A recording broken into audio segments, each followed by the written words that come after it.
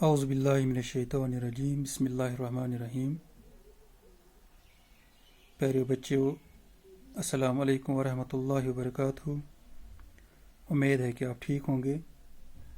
بچوں، جو آج ہم نے سبق پڑھنا ہے وہ کشمیری کتاب 8ویں جماعت سے لیا گیا ہے، اور اس سبق کا نام ہے ری۔ سبق کا نام جو عنوان ہے اس کا ری، یعنی کہ جس کو انگلش میں آنٹ کہتے ہیں تو کشمیری میں اس کو ری کہتے ہیں۔ تو یہ جو سبق ہے یہ ایک افسانے کی صورت میں ہے، اور لکھنے والے کا نام ہے اختر محی الدین صاحب، جو ایک افسانہ نگار تھے کشمیر کے۔ کشمیر میں ہی وہ رہتے تھے، سری نگر میں، تو اس نے بہت سارے افسانے لکھے ہیں، انہی میں سے یہ ایک افسانہ ہے۔ تو اس افسانے کا جو بنیادی مقصد ہے، اس کا بنیادی مقصد جو ہے اس طرح ہے کہ ہر ایک انسان جو ہے، چاہے وہ جانور ہو، چاہے وہ انسان ہو، چاہے پرندہ ہو، کوئی بھی جو مخلوق دنیا میں ہے، ان کو اپنے حد سے آگے نہیں بڑھنا چاہیے، اپنے حد میں رہنا چاہیے۔ تو جب تک تمام مخلوق اپنے حد میں ہے تب تک وہ محفوظ ہے، اور جو اپنے حد سے آگے بڑھنے کی کوشش کرے گا ضرور وہ نقصان اٹھا سکتا ہے۔ تو یہ سبق شروع کرنے سے پہلے ہم اوپر دیکھ سکتے ہیں کہ کچھ مشکل الفاظ یعنی کہ نئے الفاظ جو ہیں وہ اوپر لکھے گئے ہیں، کہ ہم تھوڑا جاننے کی کوشش کریں گے کہ اس کا معنی کیا ہے۔ پہلا جو لفظ ہے ببرائے، یہ کشمیری لفظ ہے۔ اسی طرح دیوائی ہے، شہزاد ہے، درمن کوٹ ہے، مزراب، عروج، کاڑ، سنہری۔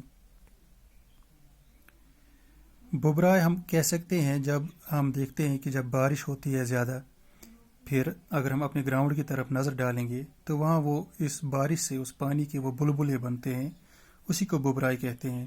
یہاں پر اس کا مطلب یہ ہے کہ یہ جب یہ ری، یہ آنٹس جب نکلتے ہیں، یہ چونٹیاں جب نکلتی ہیں اپنے اس بل سے، اپنے اس گھونسلے سے، تو بہت تعداد میں یہ ہوتی ہے۔ تو ادھر پھر دوسرا ہے دیوائی، جیسے ہم کہتے ہیں میلہ جب کہیں لگتا ہے تو بہت تعداد ہوتی ہے وہاں لوگوں کی۔ اسی طرح شہزاد کہتے ہیں کسی شہزادی کو۔ تو درمن یہ ایک خاص گھاس ہوتا ہے، جس طرح جو گھاس ہم اپنی پارکوں میں لگاتے ہیں، تو جس پر پھر ہم بیٹھتے ہیں، سبزہ جو ہوتا ہے اور وہ زیادہ لمبا نہیں ہوتا ہے۔ اسی طرح مزراب کا مطلب یہاں پر لیا گیا ہے کہ یہ جب اپنے پر پھیلاتے ہیں، ان میں سے جب جو بڑی یہ چونٹیاں ہوتی ہے تو پہلے وہ اپنے آپ کو تیار کرتی ہے، پروں کو تیار کرتی ہے، پھر اڑنے کی کوشش کرتی ہے۔ دوسرا ہے عروج ہو گیا جب کوئی ترقی کے لیے سوچتا ہے، ترقی کرتا ہے یا اونچا اڑنے کی کوشش کرتا ہے تو اسی کو عروج کہتے ہیں۔ کاڑ ہم کہہ سکتے ہیں جب کوئی پرندہ جب بیٹھا ہوتا ہے، یا انسان بھی جب کسی جگہ بیٹھا ہوتا ہے، پھر وہ اپنے بازوں پھیلانے کی کوشش کرتا ہے یا پیر پھیلانے کی کوشش کرتا ہے، اپنے آپ کو تھوڑا ایزی کرتا ہے، اپنے آپ کو تھوڑا ریفریش کرتا ہے۔ اسی طرح سنہری، تو سنہری ہو گیا سونے کی مانند، یعنی کہ چمکیلا جو ہوگا۔ تو شروع کرتے ہیں ہم۔ یہ کہتا ہے سونت رود یل پیو تھر نرمیو تو رین لج ببرائے، یعنی کہ جب موسمی بہار میں بارش ہوتی ہے تو اس بارش سے کیا ہوتا ہے کہ زمین نرم ہو جاتا ہے، اور زمین میں سے جو کیڑے ہوتے ہیں وہ باہر نکل آتے ہیں۔ اسی طرح یہ چونٹیاں بھی باہر آتی ہے، اور بہت ساری تعداد میں باہر آتی ہے۔ صبح وق اوس تو سنہری تاپ زچن تل ایس نیل کاچ ہی پن وتر نپ نپ کران۔ صبح کا وقت تھا، اکثر ہم دیکھتے ہیں جب بارش ہوتی ہے پھر جب دھوپ نکل آتی ہے تو یہ درختوں کے پتے جو ہے یا گھاس جو ہے یہ چمکیلا نظر آتا ہے، صاف نظر آتا ہے جب اس پر سورج کی کرنیں پڑتی ہے۔ تو اسی طرح یہ کہتا ہے کہ پن وتر، یعنی کہ جو یہ پتے ہوتے ہیں یہ پتے بھی بہت سنہری دکھائی دیتے ہیں۔ کل تل کے عالچہ ری آس یت کے نیران زن تے دیوئی اس، یعنی کہ جو پیڑ کے نیچے یہ چونٹیاں ان کا گھر جو تھا، جو ان کا وہ گھونسلہ تھا، یہ اس طرح سے وہاں سے نکل آتی تھی جیسے کسی میلے میں ان کو جانا تھا۔ اج آس بج تو بسیار آس نچ، ان میں سے کچھ بڑی بھی چونٹیاں تھیں اور کچھ چھوٹی بھی تھی۔ بج آس وچ، یعنی کہ جو بڑی تھی وہ موٹی تھی۔ تم آس سفید پک کرت زن تے کوت تام سالس درامچ، تو وہ جو بڑی یہ چونٹیاں تھیں ان کے پر سفید تھے، ایسا لگتا تھا جیسے وہ کسی میلے میں شرکت کرنے کے لیے جا رہی تھی۔ تم آس گوبی گوبی پر تراوان، وہ باری باری قدموں سے چلتے تھے۔ ٹھہراؤ کر وڑنا سنبھالنا تو مز مز کاڑ کڑا، تو وہ جب چلتے تھے ٹھہر ٹھہر کے چلتے تھے، بیچ بیچ میں اپنے پروں کو، اپنے ٹانگوں کو پھیلاتی تھی، پھر وہ چلتی تھی۔ زن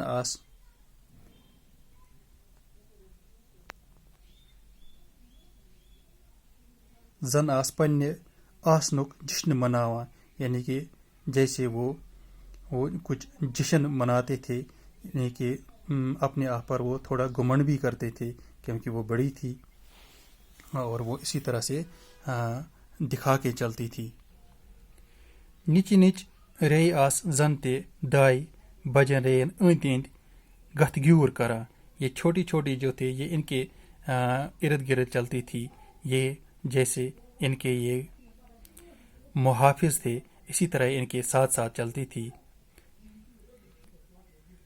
اتھ مز پچ اخ سفید پک کرت شہزاد ہنا برو پہن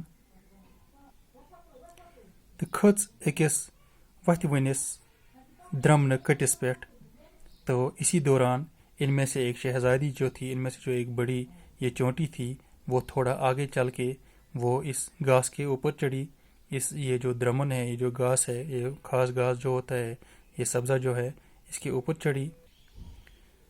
پکھن دتن مزراب تو ساز وایا کھژ آسمان، اس نے اپنے پر جو ہے وہ تیار کیے اور ساز وایا، یعنی کہ کچھ بجا بجا کے یہ آسمان کی طرف اڑنے لگی۔ امس پت بیاکھ تے تس پت بیاکھ، اس کے پیچھے ایک اور چلی، پھر اس کے پیچھے ایک اور، یعنی کہ یہ پر والی جو بھی چونٹیاں تھیں یہ اب آسمان کی طرف اڑنے لگی۔ خبر کیاز، پتہ نہیں کیوں یہ اوپر اڑنے لگی۔ خبر دائیں ما آسان اہندس ات عروجس پہ رشک کران، شاید یہ جو چھوٹی یہ چونٹیاں تھیں یہ شاید یہ سوچتی ہوں گی کہ اگر ہمیں بھی پر ہوتے تو ہم بھی اوپر اڑ سکتے تھے، مگر لنج پہ بلی بچور اس وپ وپ شکار کرت ولنس آمت، اور جو ہی یہ اڑنے کی کوشش کرتی تھی، اوپر چلتی تھی، تو ادھر ایک پیڑ پر، ایک ٹہنی پر ایک بلبل بیٹھا تھا، تو یہ ان کو اپنا شکار کرتا جاتا تھا۔ پھر اس کے نیچے زان، یعنی کہ اس کے بارے میں اختر محی الدین صاحب کے بارے میں کچھ جانکاری دی گئی ہے۔ یہ اختر محی الدین صاحب جو ہے یہ افسانہ نگار تھے اور اس نے بہت سارے افسانے لکھے۔ ایک افسانہ جو ہے جس کا عنوان موج ہے وہ آپ نے 7ویں جماعت میں پڑھا ہوگا۔ تو افسانہ کہتے ہیں کہ جو شارٹ سٹوری کوئی ہوتی ہے، جس کو انگلش میں شارٹ سٹوری کہتے ہیں، تو اسی کو افسانہ کہتے ہیں۔ یہ کوئی چھوٹی سی کہانی ہوتی ہے۔ اگر ہم دیکھیں گے تو کشمیری زبان میں بہت سارے ایسے افسانہ نگار تھے، جن میں سے امین کامل، ہری کرشن کول، تاج بیگم، رنزو، ہردے کول بھارتی، بشیر اختر تو فاروق مسعودی، یعنی کہ یہ سب جو تھے افسانہ نگار تھے۔ اختر محی الدین صاحب جو ہیں یہ لال بازار سری نگر میں رہتے تھے اور 22 مئی 2001 عیسوی میں وہ چل بسے، اس دنیا سے وہ رحلت کر گئے۔ رہی افسانک مرکزی خیال جس طرح میں نے پہلے آپ کو کہا کہ اس کا جو بنیادی مقصد ہے اس افسانے کا، جو افسانہ ہم پڑھتے تھے، یہی ہے کہ انسان کو اپنے حد میں رہنا چاہیے، ہر ایک کو اپنے حد میں رہنا چاہیے، اپنے حد سے اس کو آگے نہیں بڑھنا چاہیے۔ جس طرح یہ جو چونٹیاں تھیں جب تک یہ اپنے آلنے میں تھی، جب تک یہ اپنے گروپ کے ساتھ تھی تو بالکل محفوظ تھی، جو ہی انہوں نے اڑنے کی کوشش کی، جو ہی انہوں نے عروج ڈھونڈنا شروع کیا، انہوں نے ترقی ڈھونڈنی شروع کی، اوپر اڑنا شروع کیا، تو یہ شکار ہوئے اس بلبل کے۔ اگر یہ ان کے ساتھ ہی رہتے تھے، اگر یہ ان کے اپنے گروپ کے ساتھ رہتے تھے، اپنے ساتھیوں کے ساتھ رہتے تھے، تو شاید یہ شکار نہ ہوتے اور یہ محفوظ ہی رہتے۔ اس کے نیچے اگر ہم جائیں گے اس دوسرے سوال پر، جواب لکھیو ریین کار لج ببرائے، ایک سوال ہے۔ پھر اسی طرح دوسرا ہے بجرے کیا آس کران، تیسرا بل بچر کیازِ اوس والنس آمت، چوتھا نچرے کیا آسان سوچان۔ تو پہلے سوال کا ہم جواب اس طرح لکھیں گے، سونت یل رود سۭتۍ زمین نرمیاو تو ریین لج ببرائے۔ اسی طرح دوسرا جو ہے اس کا ہم جواب یہ لکھیں گے، بجرے آس گوبہِ گوبہِ قدم ترٲوِتھ تو مٔنٛزۍ مٔنٛزۍ پکھن واش کڑان کڑان کوٚت تام گژھان۔ اسی طرح جو تیسرا سوال ہے اس کا ہم جواب اس طرح لکھیں گے، بل بچر اوس او مکھ ولنس آمُت تِکیازِ تٔمۍ آس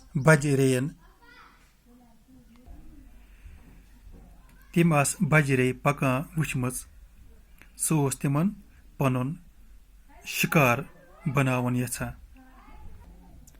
تو چوتھا جو ہے نچرے کیا آسان سوچان، وہ کیا سوچتی تھی چھوٹی جو تھی یہ چونٹیاں، اس کا جواب یہی ہے، نچرے آسان سوچان زِ اگر تمن تہِ پکھ آسان تم تہِ وُڑہان بجن رین ہند پٲٹھۍ۔ تو یہ کچھ سوال بھی تھے اس کے جن کا سوال ہم نے یہاں پر لکھا ہوا ہے، اور آپ بھی اس کو اپنی نوٹ بک پر نوٹ کر سکتے ہیں۔ تو امید ہے کہ آپ نے یہ سمجھا ہوگا۔ تو انشاءاللہ اگلے کلاس میں پھر ملاقات ہوگی، تب تک کے لیے اللہ حافظ، اللہ آپ کا حامی و ناصر ہو۔